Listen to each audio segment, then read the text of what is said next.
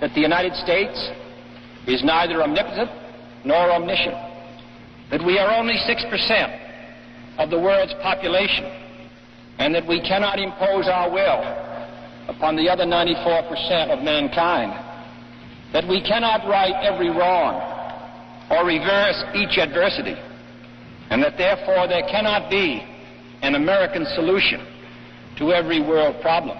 After 9/11, about 10 days after 9/11, I went through the Pentagon and I saw Secretary Rumsfeld and Deputy Secretary Wolfowitz. I went downstairs just to say hello to some of the people on the Joint Staff who used to work for me, and one of the generals called me in. He said, "Sir, you got to come in and talk to me a second." I said, "Well, you're too busy." He said, No. He says, "We've made the decision. We're going to war with Iraq." This was on or about the 20th of September. I said, "We're going to war with Iraq. Why?" He said, "I don't know." He said, "I guess they don't know what else to do."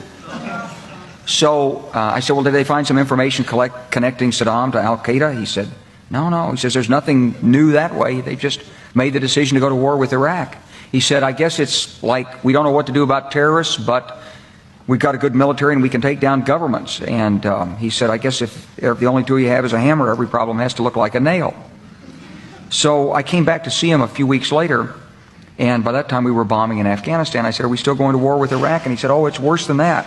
He said, he reached over on his desk, he picked up a piece of paper, and he said, I just got this down from upstairs," meaning the Secretary of Defense's office, today, and he said, "This is a memo that describes how we're going to take out 7 countries in 5 years, starting with Iraq and then Syria, Lebanon, Libya, Somalia, Sudan, and finishing off Iran." I said, "Is it classified?" He said, "Yes, sir." I said, "Well, don't show it to me."